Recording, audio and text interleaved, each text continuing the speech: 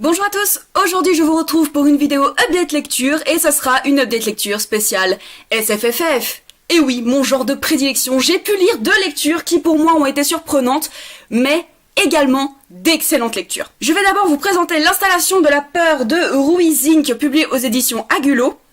Et ensuite je vais passer à La forme de l'eau de Guillermo del Toro et Daniel Kraus publiée aux éditions Brajlon.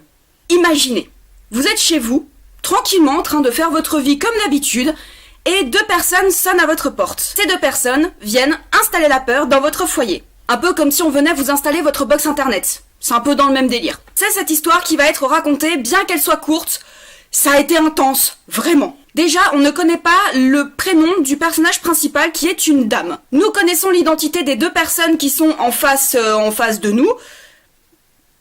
Nous connaissons l'identité des deux personnes qui viennent installer la peur chez cette dame, mais on ne connaît que leur prénom et on n'a que la description de leur langage corporel. Nous avons typiquement le beau parleur qui est le cerveau de la bande et le gros bourru qui ne parle pas beaucoup, enfin en tout cas au début, qui est forcément le physique et les muscles du groupe. Et vous allez suivre ces trois personnages tout au long de l'installation de la peur chez cette dame.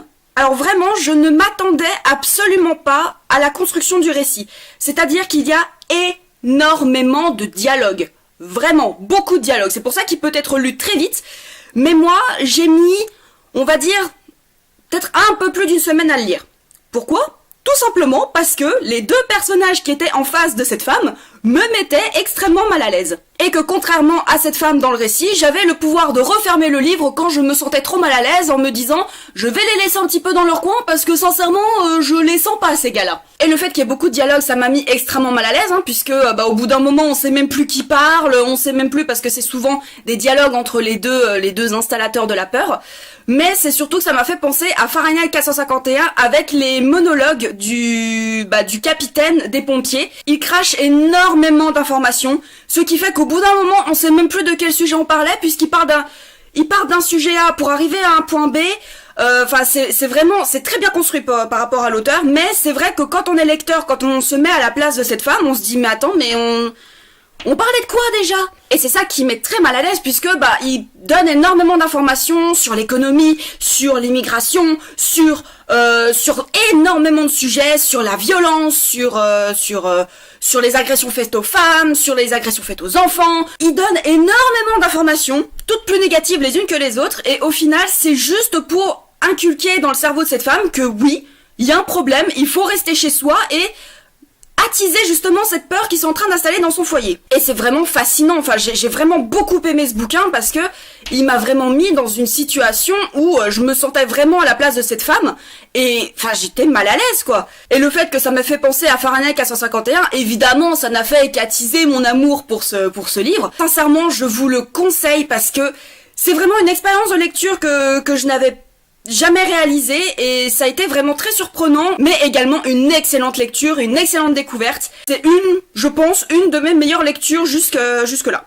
Et ensuite, nous allons passer à La forme de l'eau. Dans cette histoire, vous allez rencontrer Elisa, qui est une personne qui a un handicap, c'est-à-dire qu'elle est muette. Elle n'est pas sourde, elle est simplement muette, elle n'a jamais prononcé un mot de sa vie, et elle est femme de ménage dans un laboratoire dirigé par le gouvernement. Alors qu'elle réalisait son travail comme d'habitude avec sa meilleure amie Zelda, elle va découvrir un laboratoire qui n'avait jamais été exploité jusqu'alors, et quand elle rentre dans le laboratoire pour faire son travail de femme de ménage, elle va découvrir une créature aquatique qui a été capturé en Amazonie par un militaire du nom de Richard Strickland, je crois qu'il s'appelle comme ça, Strickland, c'est ça, Strickland. Et grâce au langage des signes, elle va commencer à créer un lien avec cette créature, ce qui ne plaît pas forcément à Richard Strickland qui commence à péter légèrement un câble.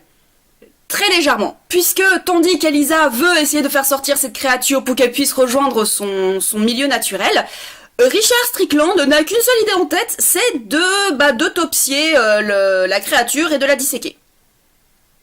Voilà. Au début, j'étais un peu sceptique au niveau de cette lecture. La construction du roman est un peu particulière puisque on n'y suit pas un, ni deux, ni trois personnages, on en suit à peu près 6 ou 7. Avec chacun leur point de vue.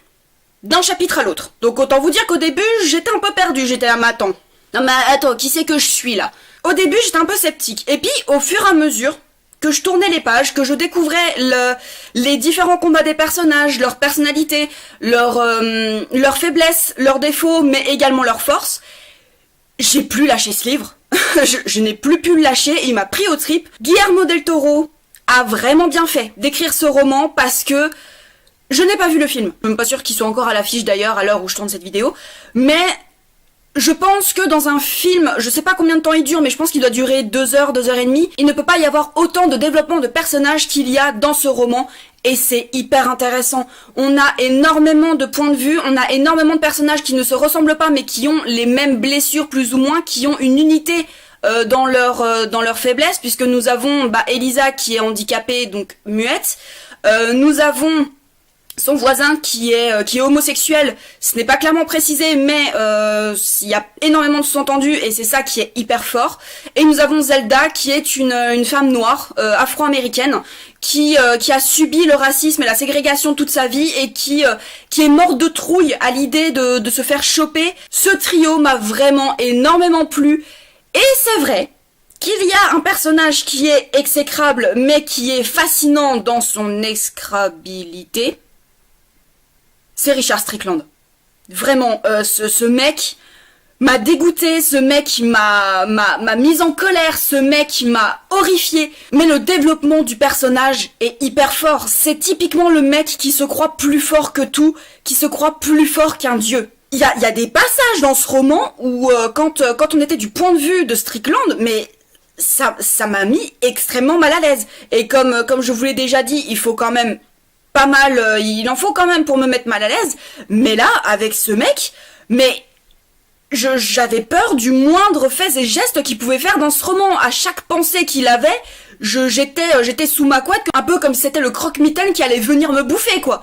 C'est un personnage, mais le développement dans sa folie est vraiment hyper intéressante et le fait qu'on le suive de la capture de la créature jusqu'à la fin, c'est vraiment hyper intéressant parce qu'on a tout le cheminement de sa pensée, tout ce qu'il a vécu en Amazonie pour en arriver jusque-là. Et c'est hyper intéressant, malgré le fait que ce soit un personnage exécrable. C'est hyper intéressant de le suivre parce qu'on est fasciné par sa folie. Enfin bref, les personnages sont hyper bien travaillés, le développement des personnages et justement le style dont j'avais un peu peur au début, ça n'a fait que me transporter dans ce roman et ça n'a fait que me toucher encore plus, en fait. Ce livre est vraiment extrêmement bien écrit ou extrêmement bien traduit. C'est magnifique. C'est un roman exceptionnel dont je recommande vivement la lecture, même si au début il faut un petit peu s'accrocher. Ce livre est un coup de cœur. Ce livre est mon 3e coup de cœur du coup de l'année. Il est puissant, il est magnifique et c'est une pépite. Cette vidéo est maintenant terminée et j'espère qu'elle vous aura plu. N'hésitez surtout pas à me mettre en commentaire si vous avez lu quelques livres de SFFF, donc science-fiction, fantastique ou fantasy ces derniers temps.